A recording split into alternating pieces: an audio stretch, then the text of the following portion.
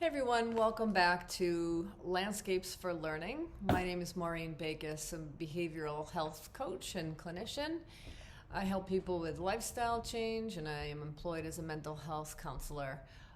Former high school teacher, mom of four, and a Bikram yoga teacher. So I have this online classroom at Landscapes for Learning, and I just started making videos, and I'm making my way through my classic Wisdom for the Modern Human, a self-study guide for wellness, which is a 5-part self-study guide.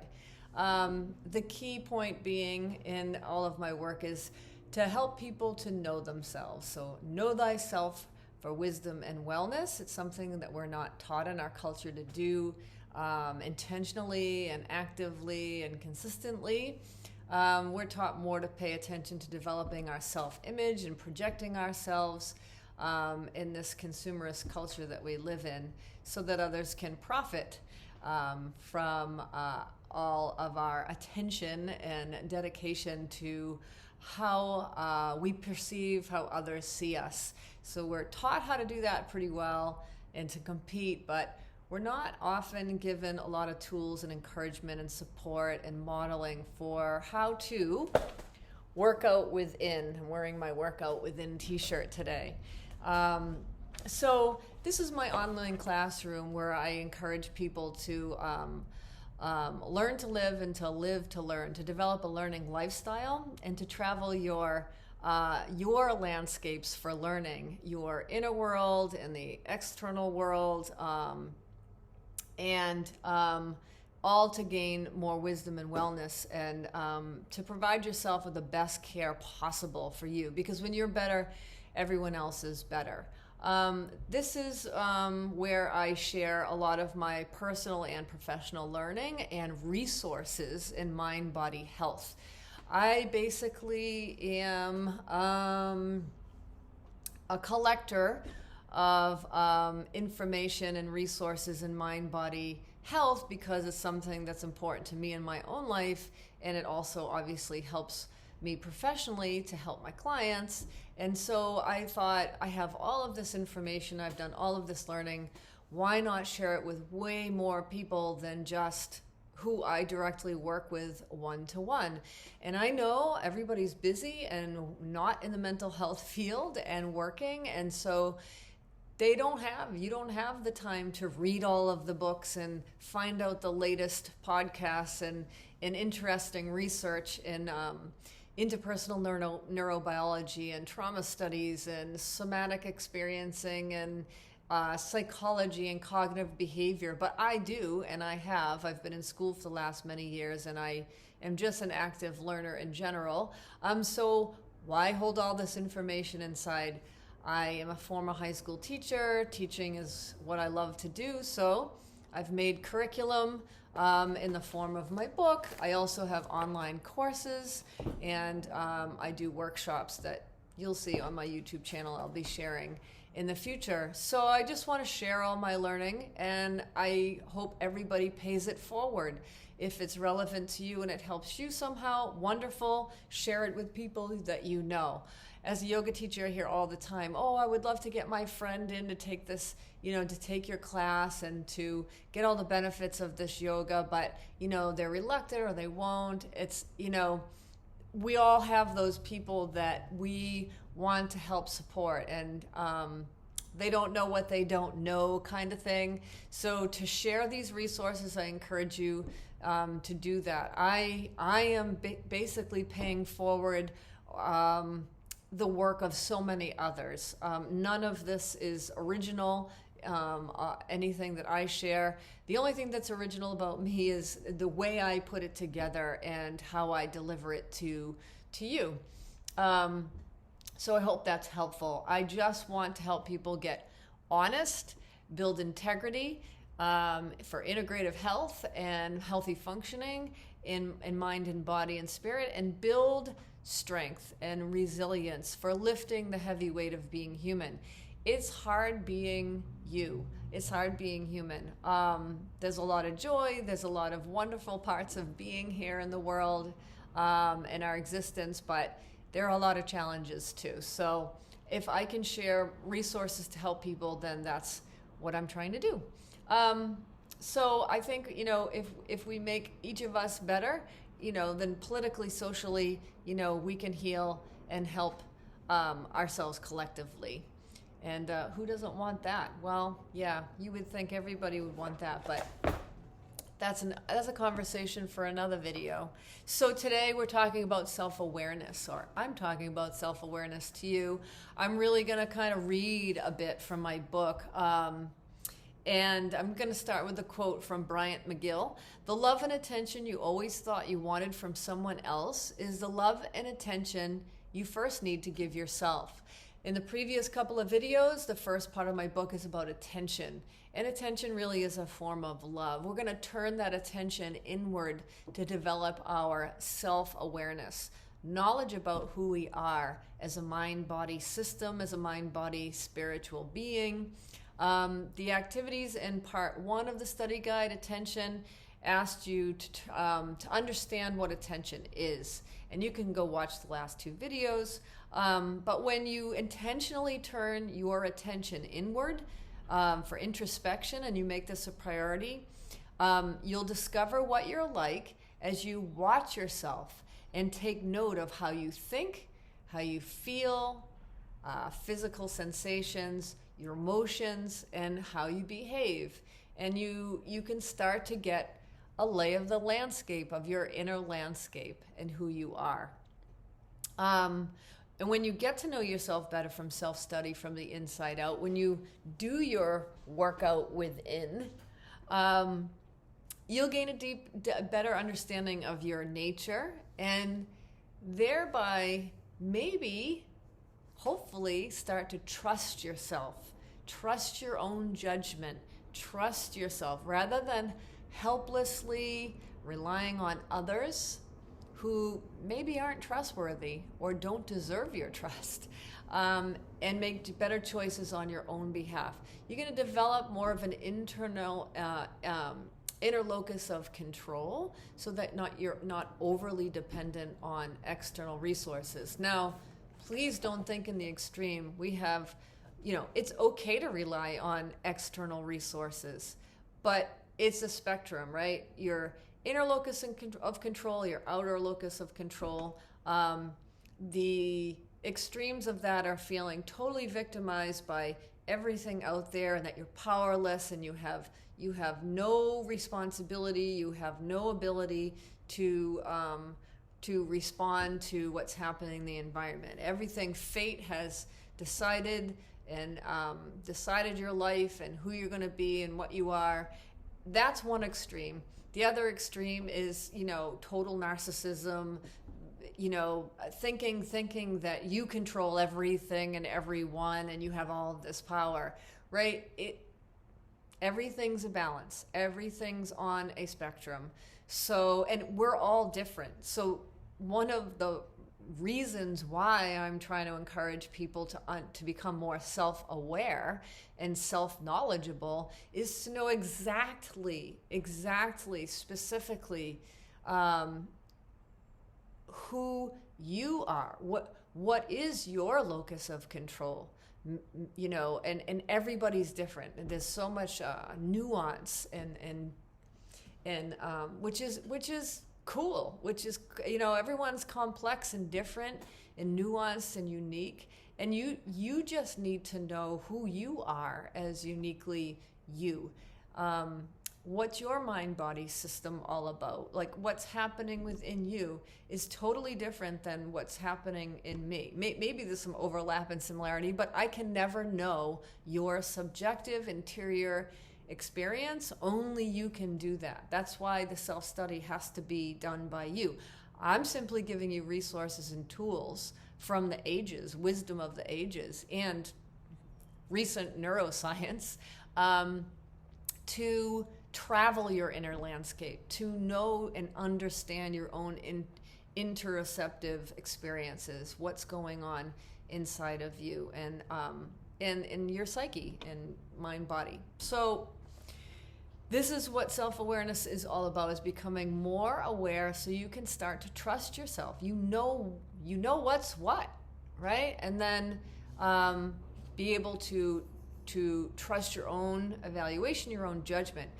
We grow up and because experiences happen to us, our own self-awareness and our judgment of what's going on inside, our nervous system gets wired in particular ways, and sometimes our awareness of what's going on inside are off. They're actually inaccurate.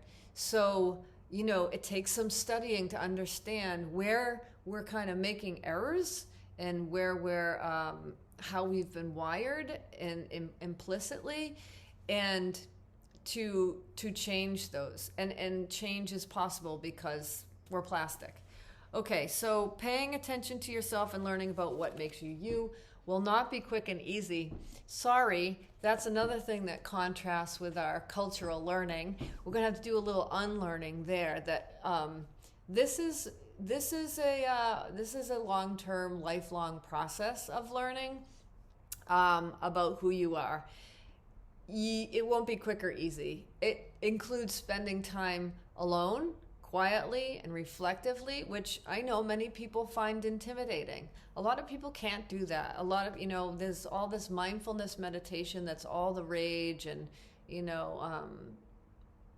sitting quietly in meditation, Om, and being so calm and placid. You're a body, and maybe your body is challenged to be still because that's how you were wired, and that's how you are at the moment. Your nervous system and your body functions the way it does, and maybe stillness is not accessible to you. Sitting alone seems scary to you. It's something that you would never do. It creates too much anxiety, right? I hate to use the word that's normal. No, it's you. There's a range of experiences. There's a range of how people are in their mind-body system. Maybe you have a quieter mind than someone else who's got racing thoughts and lots of negative thinking. It's just all of us have had different experiences. All of us get wired and become who we are. We don't need to compare. We don't need to figure out what's normal. We just need to know who we are and what's going on our inner landscape, so that we can get a lay of that landscape, develop more personal agency, get more insight and awareness, and then I can give you skills and tools, and lots of other people can, resources to manage what's going on, what's happening with you. So what works for someone else, a tool or a resource or a technique that works for someone else, say meditation, may not work for you, may not be appropriate for what you need. That's why we need to find out what we need, who we are, what's going on, and what exactly, specifically we need. That is a rationale for developing your self-awareness and self-knowledge.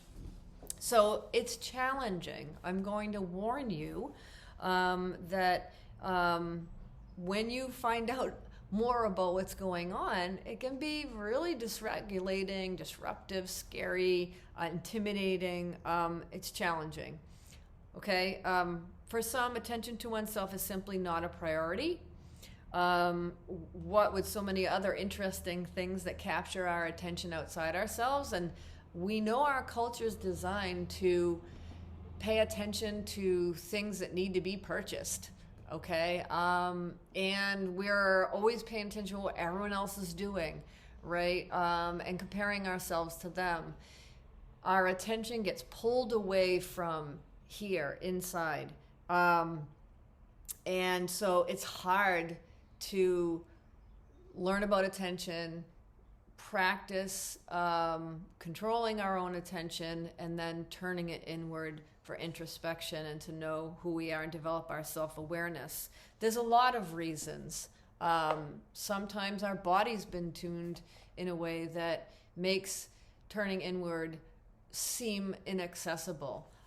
It isn't. And if you find through your self-study, just with me or through my courses and using my book, that you're really struggling, you get help. There's plenty of help out there to help you navigate this process. For some people, it's really, really challenging, and they need co-regulation. They need help from a therapist, especially somebody like a somatic experiencing therapist, somebody who's more body oriented, if you dysregulated your nervous system, etc. But resources are there for you. You can always contact me, and I can help connect you with those resources.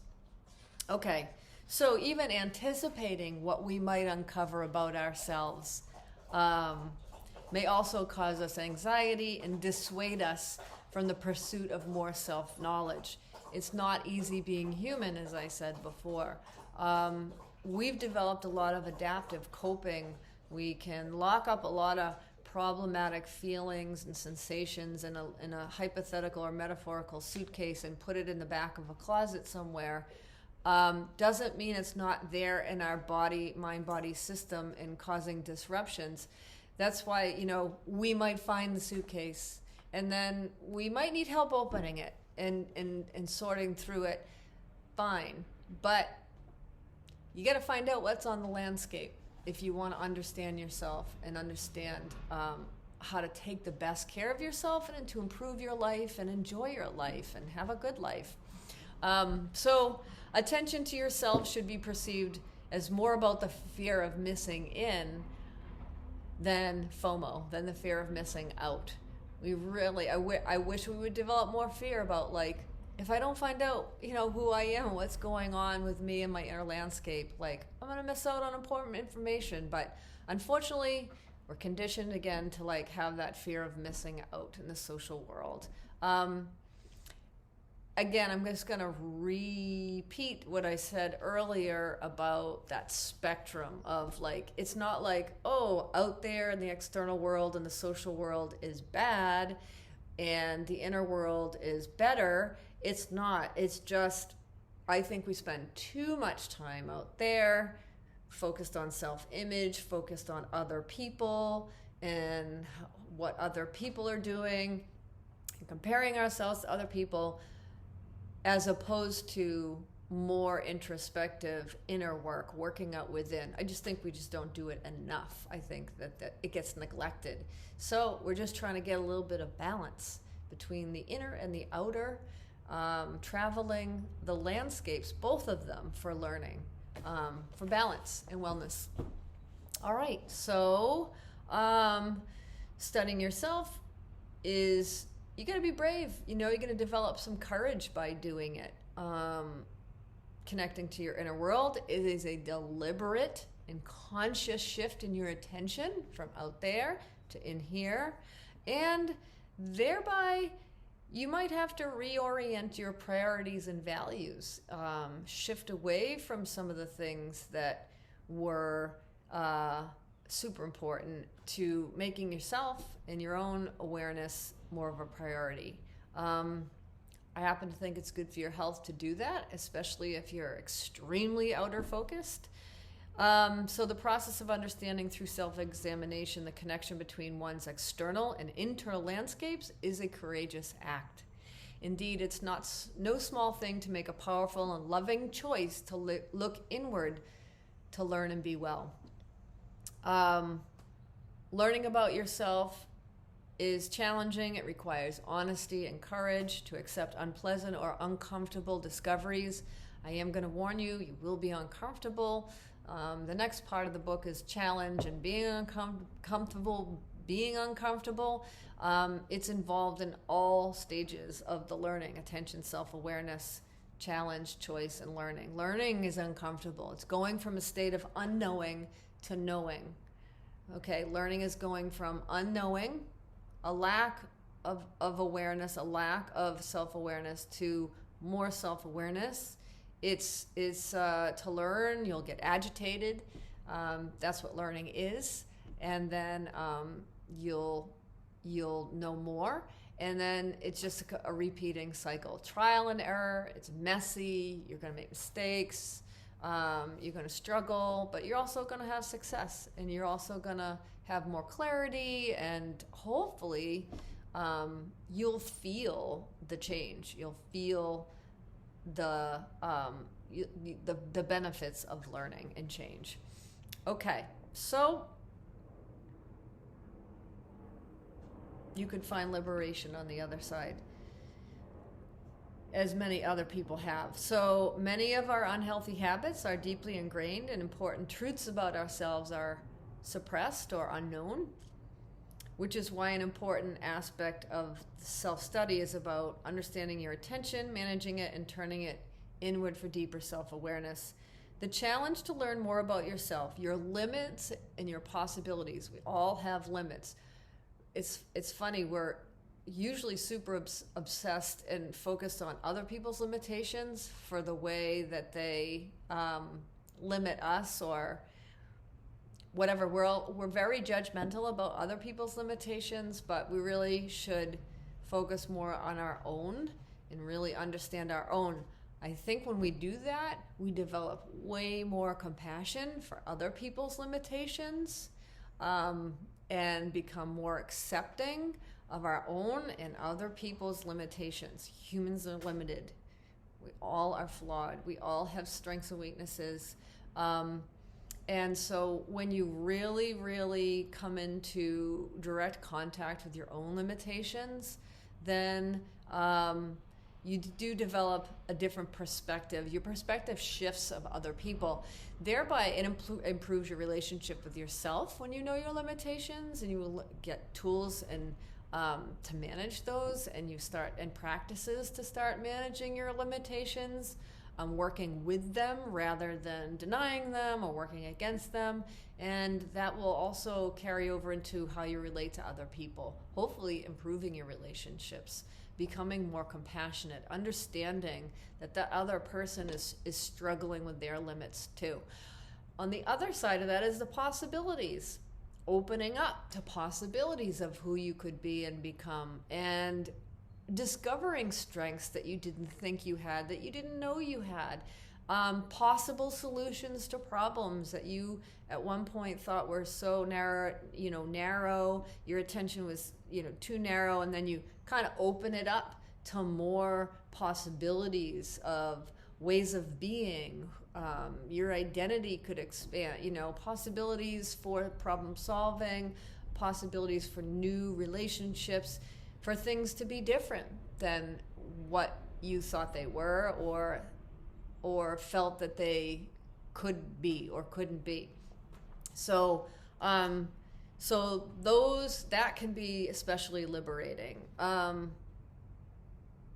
Accepting your whole being and loving yourself unconditionally results in a lot of wisdom and wellness. So your whole being, all of you, strengths, weaknesses, everything that's going on, is overall holistic, integrative health. We're all a collection of, strengths and weaknesses, limits and possibilities, and it's only when we put conditions on who we think we should be, and unfortunately our school system and our culture is problematic in this regard, because we make learning conditional in school. You have to achieve certain expectations and meet requirements to then get conditional approval.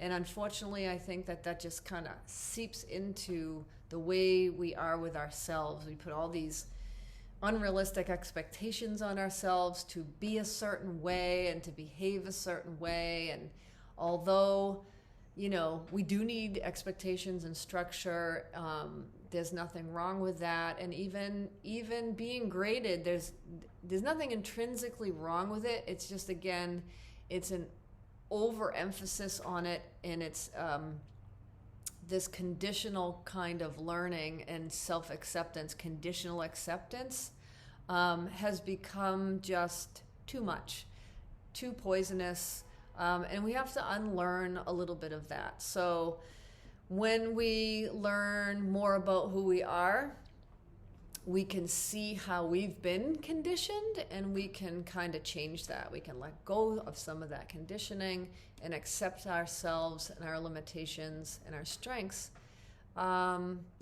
with more open awareness and unconditional love, really. So self-awareness work isn't easy, but it's 100% worth doing, to know who you really are. And when you know who you really are, you can take better care of yourself, and you can become more compassionate and maybe even help take care of other people more appropriately. And if you're better, then the world's better.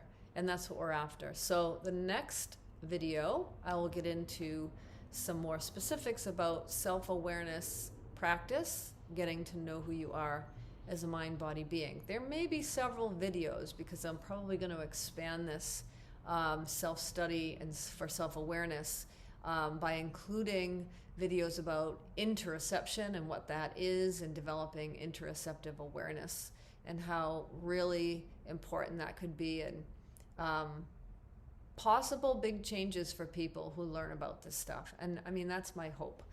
Okay, pass these videos along to anyone you think could benefit. Stay tuned for the next video on more detailed practices for self-awareness. Take care.